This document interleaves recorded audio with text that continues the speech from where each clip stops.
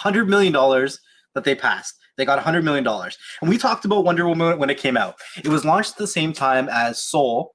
And if you listen to our last episode of the What the Hell, the rant, you said it killed it, and then Soul revived it. It like brought back all the movies, right? I tried to watch it for 5 minutes. I was like, I'm not really interested, and I turned it off. I don't even think you could stay awake watching Wonder Woman. I fell asleep a couple of times. Oh yeah, we talked to Juggernaut, and Juggernaut said he fell asleep a couple of times, and, and then he ruined it for everybody. He said he's like, yeah, Gal Gadot is gorgeous and beautiful, but watch Fast and Furious, one of the Fast and Furious movies, because she's there and she's wearing a bikini, and then he's just like, just look at her behind, you're gonna be like, ew. It's crazy though, because it's like you want to like these superhero movies. You do. And there wasn't a whole lot of superhero movies that was coming out in 2020. There's not even a whole lot that's coming out in 2021. We're going to get a couple sprinkles here and there. We won't even get to watch The Mandalorian season 3 until the end of the year. And that, who knows, could even be pushed back even further depending on how things go. Because I know here locally, the numbers for the lockdown keep going. They're skyrocketing right now. Like, it's still going insane, and nobody's going outside. I don't know. Like, I don't even know what's going on. But we're looking at a movie that majority of the people can't even stay awake through, making $100 million within a few weeks, and then coming back around on Rotten Tomatoes, getting a score of rotten. Like, it's terrible. Like, I don't even understand. Like, we're craving and we're begging for good content, and it's just a flop. Like, I don't even know what to say. They already announced they're having a number 3 for Wonder Woman. I think so. Wonder Woman, it's all about sex appeal. Like, when you look at it, it could have been such a great movie. It could have been such a great movie. And some people might say like, "Oh, it wasn't that bad. It wasn't as bad as you guys are saying it." That movie was horrible. It, like, the whole intro with the kids fighting and all that stuff, and no, not the kids, when she was a kid competing with adults. I'm like, why don't they do? I'm like, right now they have a very good vision of how to tell a story when she was a child. They should have done the whole movie about her childhood. Yeah, why are they not like building her up like prequels? Like, this is how she started doing her stuff, so that way when you get to now, like, 1984 or 88 or 85 or whatever, 80s, or and like once you get to that point, like, I think what they need to do is they need to start hiring like the freaking Russo brothers, James Gunn. They need to look at Marvel, and they need to look at their structure, I guess is how you're saying it, because one of the things, and I think it was with we had an interview with I Just Watched, my cousin Junior, and I think he was the one that said it, where when you're watching a Marvel movie and they're like, okay, here they are, they're battling, they're doing something, they're working together, something's going on right away. It's like boom, action. And then what happens is they get into this story where something happens where you're just like, okay, this is where the movie is going through. Here is the problem. Here is the issue. Almost immediately, right off the bat. When you look at the DC movies, it's kind of like, cool, here's a story that might not be really related to the movie. We might mention something in the beginning, but it's not going to be something that's going to be throughout the end.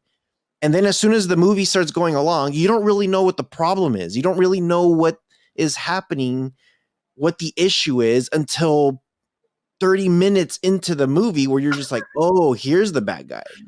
And even then you're just like, wait, now we're talking about an hour into the movie. Wait, there's 2 bad guys? I thought there was just one that was potentially a bad guy. And if you know comic books, you're just like, okay, I know she's a bad guy, and I know he's a bad guy, and I know they're bad guys. But for people who are watching it for the first time, you're just like, what happened? Yeah, what happened? So I think part of the problem is that they're making these movies for Hollywood and not for the people actually watching them. When this originally first came out, it had a score of 90% on Rotten Tomatoes, saying that it was a fantastic movie. I don't know who was watching this, who the critics were, but they said they gave it a score of 90%. After it was released, it dropped down to 59%. Now, I think if we look at, I'm going to go with YouTube because there's so many good people on YouTube that are talented for all different kind of facets when it comes to everything. One of the biggest people that I watch for comic book related material is Comics Explained. There's a guy named Rob, has almost 2 million subscribers, and all he does is talk comic books. And honestly, I don't read a whole lot of comic books, but I can listen to this guy talk all day long about comic books and superheroes and all that kind of stuff. If you just grab a couple of these super talented people off of YouTube, you don't have to pay them the millions and billions you do off like James Gunn and all those people, but have them as like, I don't know what you want to call it, as like a resource on set when it comes to just look over the script. What do you think? Give us some feedback. I think that it would put a different perspective on these movies, and it might change the focus of it to the people watching it instead of the people that are paying into the budgets. But see, you don't think they've learned after how many like bombs? Like they have to have like okay, I don't really follow the DC like directors or writers or like anything behind the scenes on what DC does, because every time I watch their movies, I'm just like, dude, you guys got it so freaking wrong. Like why? But when you watch Marvel, when you watch Marvel, freaking Tom Holland's like, oh my gosh, I grew up like reading Spider-Man comic books, and Spider-Man did this, and Stan Lee was talking about this, and then I watched freaking Tobey Maguire, and then this and that, and he's just like, I'm such a big fan, and me actually living my dream of becoming a superhero. You're like, okay, cool. Here's a fanboy coming in that knows a lot about it. But it's not just him. It's the writers. It's the directors. It's the people pulling the freaking cables, for crying out loud. Like everybody is like invested into the story, into the production, into everything. So when it's somebody brand new, like my wife, for example, that does not like when I first met her, she did not like anything with comic books, like anything with superheroes, nothing of any of that. But I'm like, watch Iron Man 1. Because I'm just like, that is probably the closest movie you're going to get to where it could really actually happen. It's right. A guy with no powers. And you know what? She was like, this is really, really good. Dude, I showed her Batman and she's just like, why am I like, this is the same guy. This is the same guy, a guy that has money making suits and all that stuff, but I'm not invested as I was with Iron Man. She's like, it's still good. Like the Batman movies were still good, but it's not the same. It's crazy because you talk about, because it could actually happen. There's a lot of talk recently because Elon Musk became the richest man in the world with $185 billion. So like, okay, when does he build Iron Man now? Like he's got enough money. Why doesn't he just build Iron Man? But you know what? To what you just said, they're still making $100 million in a month.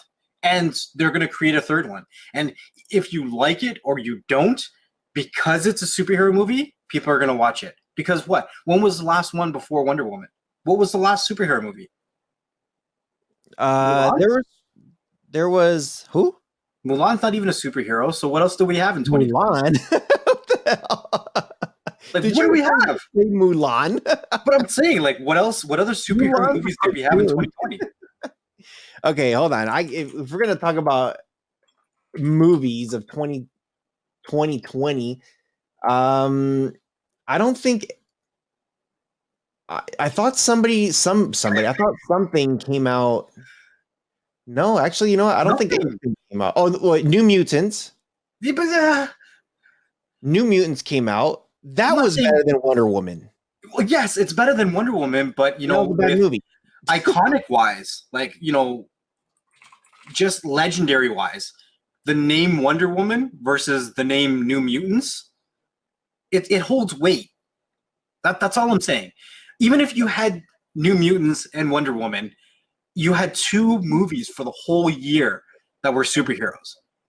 People are going to watch both because they're superheroes. Now, if we had 5, or if we had like a blockbuster, like another Avengers, then people would have saw Wonder Woman, seen that it wasn't getting the best reviews, and like, whatever. But there wasn't a lot of content being released, and they're still making 100 million in a month. So they're going to keep doing it. You know what? Birds of Prey came out, and Okay. that one was that was better than Wonder Woman, and I wasn't a fan of Birds of Prey. I'm just saying, they just need to start respecting the people actually watching them, the content at this point, because it's just being straight disrespectful now. Because they're like, what else are you gonna watch? Yeah, what else are you gonna watch?